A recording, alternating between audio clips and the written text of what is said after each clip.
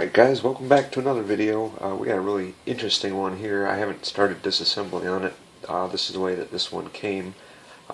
It came pretty much disassembled, all the way you see it, along with some extra parts. This is a model M4F, so this is quite an old one. And this thing does look like it's been painted. Looks like there's brush marks on some of these, so I think it's been painted with a brush. But yeah, this is quite an old one. This one is going to be getting redone in a pink color called pink chalk. But the color is on order, so it's not getting done, right away.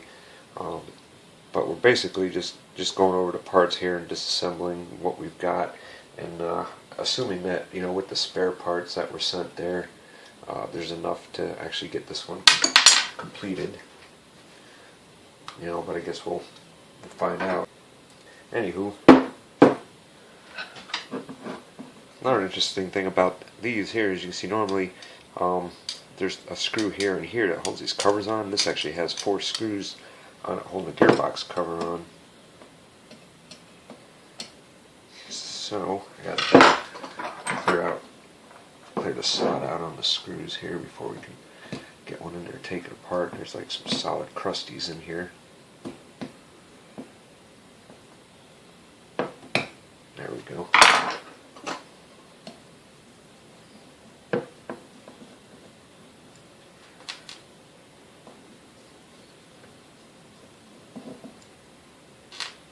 So yeah, I don't know anything about this one, if it ran at all or not. If these parts seem to check out pretty good, then it's probably a good assumption that it'll run. You see that this had a cork gasket in here, which is pretty much disintegrated, so we'll have to do away with that. Parts of it are stuck to here, and there's really nothing in here for grease. Everything seems to be stuck on this one.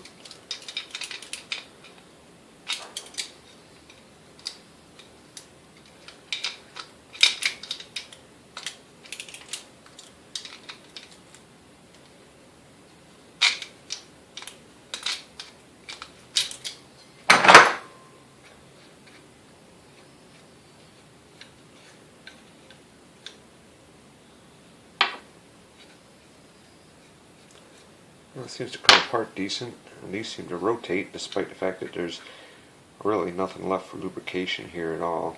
At least they rotate. Let's see if these set screws will come out.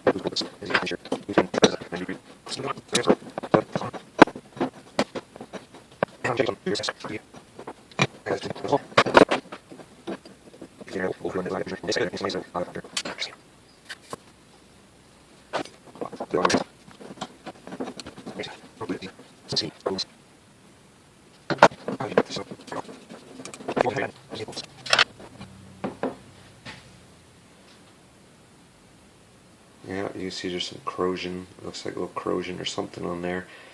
That's the part that didn't want to pull through the gear. And another dry gear.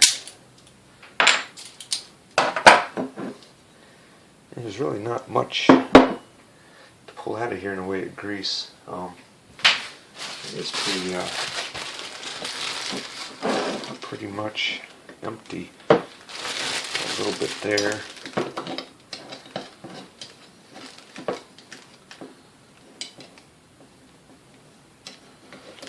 For the most part, that's empty. Alright. double check these set screws here.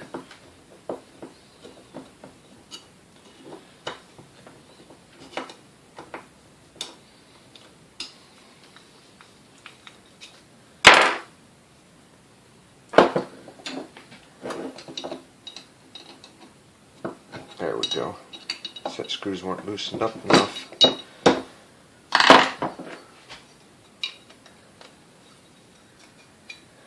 Alright, get these brush holders right out of the way.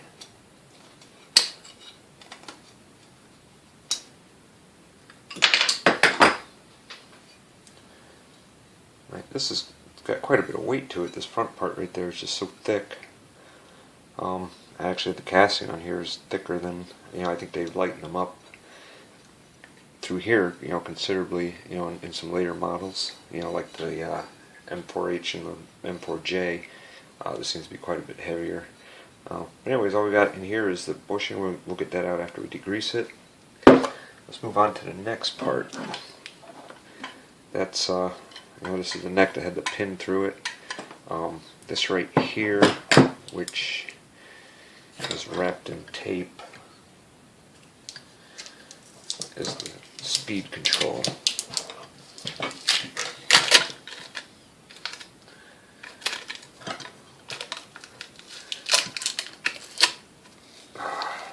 Crap.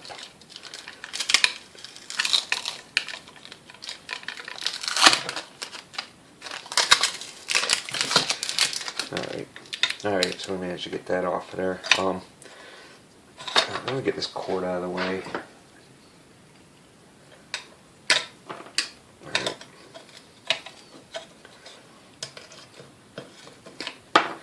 Cut it on this end. Alright, so the way this works, which is fairly simple, this obviously, you've got one cord that goes up to the field coil. This one right here, this is your switch. This one will connect here, and your other one connects here to the back side of this. So this turns when you turn the knob on the base.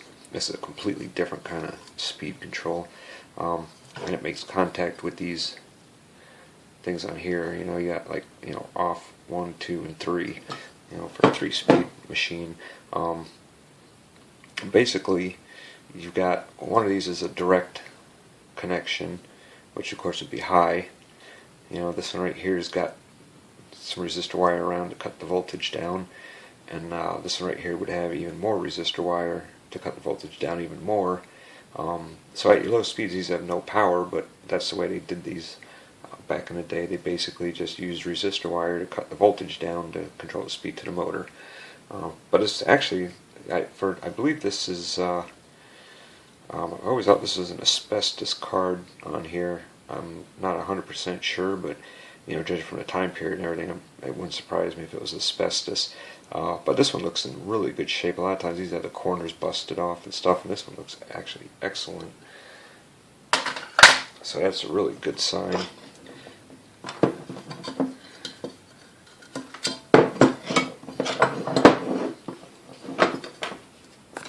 Make sure you guys can see here.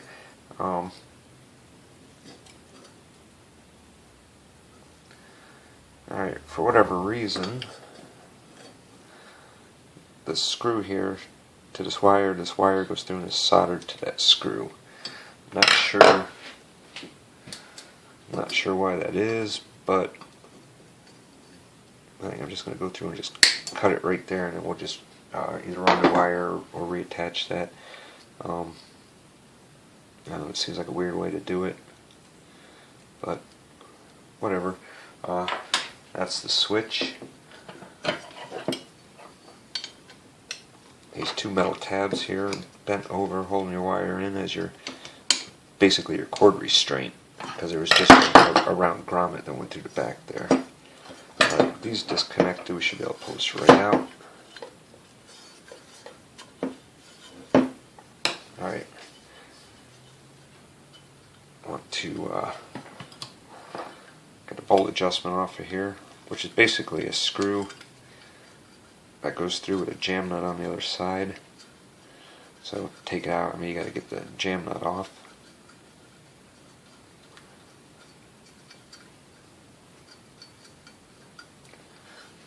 These old Mixmasters are really interesting. I actually enjoy working on these a lot.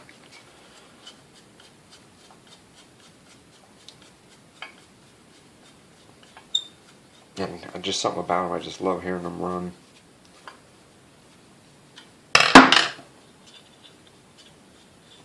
And judging by the parts on here, I mean, I'm pretty confident this thing is going to run pretty good when it's done.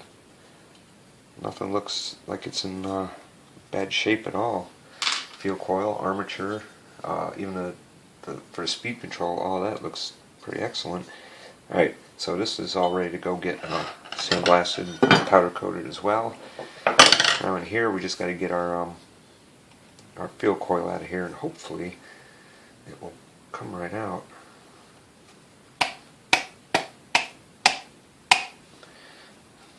Well, it sounds loose. There we go. That's the way they should come out. Alright. Fuel coil looks really good. The wiring here looks good.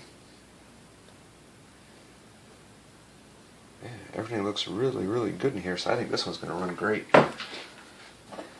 Alright, so this is pretty much ready to go now too. There's a bushing in here, but I think we're going to leave that bushing in there, and then we'll just tape that up when we take care of everything else on here, the sandblasting and all that. I think we'll just tape it up instead of trying to get it out of there, because if I recall, that bushing is very brittle and it likes to break, and I really don't want to break the bushings there. This one here, not so much. I think this one comes right out, but the other one not so much. Alright, we have feet on here. Yep, we got some feet on here to remove. And this may remind you of like Hamilton Beach ones. In the back here anyways, there's screws that hold the feet on in the back.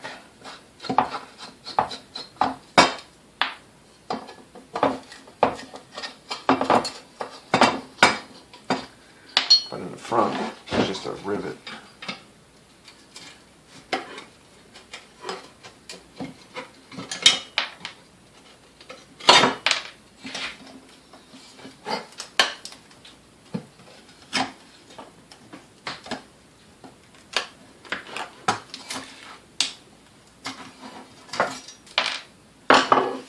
See if I can show you here. You see that right there is just a rivet that the feet slip over there. The rubber, it just gets expanded around that, and that's what locks it in. But anyways, there's the base all ready to go. So it looks like we have everything for this mixer except for the turntable. That's one piece we seem to be missing. So I think I will have to contact the owner and see if he's got a turntable for us, because it was not in the box that it came in. So I'm not sure if he's got one or not. I don't know, we'll find out. But anyways, I'm going to go through and we get all this stuff prepped and sandblasted and get this powder coated, get all these parts here cleaned up and ready to go. And I think what I'll do is I think I'll come back and I think we'll put this one together on video. Just because it's so different and interesting. But anyways, it got quite a bit of work to do till we get to that point, so I'll be back when that part's done.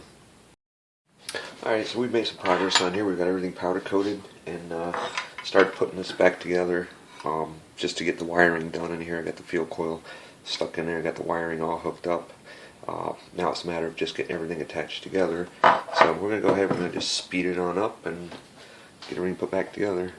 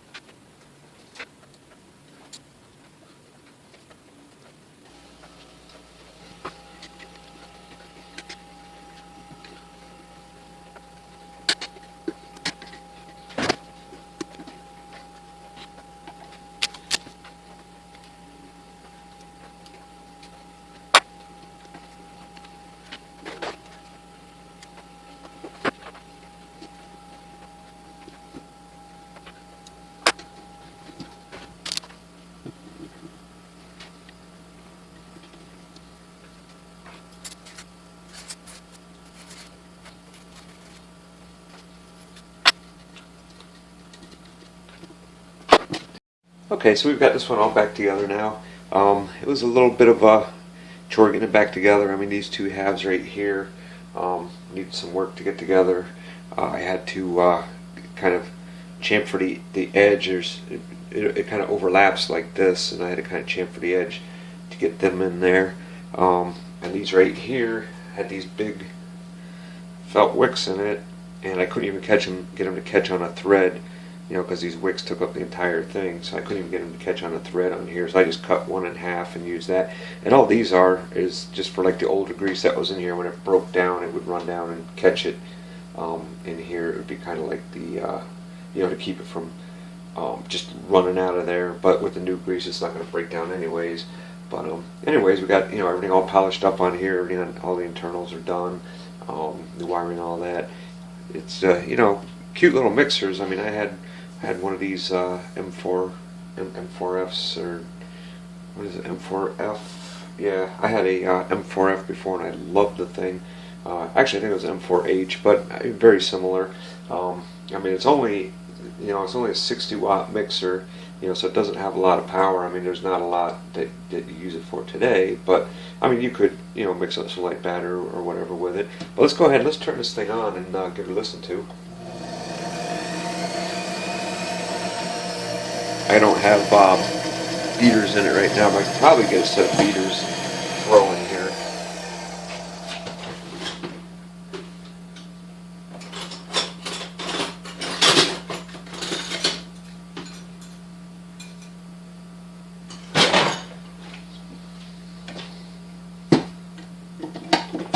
Alright, these are obviously not the proper beaters, but they'll give you some idea, the speed anyways. Okay, that's low right there. See if you guys can see that. That's medium.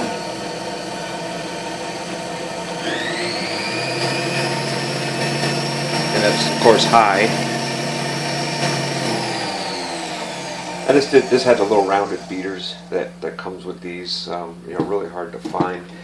One thing I noticed that I didn't get with this was a turntable. So I don't know if the owner's looking for a turntable for this, or if it was a metal turntable. I mean, like bare metal, stainless looking turntable. But anyways, you can see this one's got this knob on the front here, and it has no handle whatsoever. But it had this knob on the front, and the juicer would go in here, and it had a bracket that come over, and this held the juicer attachment on there. But anyways, this one's a wrap. We're gonna get a hold of the owner and let him know that it's done, and we're gonna include a decal with it as well. I just gotta print off more of the decals that came with this one here. But anyways, if you guys have any questions or comments, leave them down below, and we'll get back to them as soon as we can. If you liked the video, give it a thumbs up, let us know that you liked it, and subscribe and click that bell for notifications if you want to be notified. Maybe you don't, I don't know, but it's up to you. It's there for the options there if you want it. But anyways, hope you guys enjoyed the video, and we will see you on the next one. Thanks.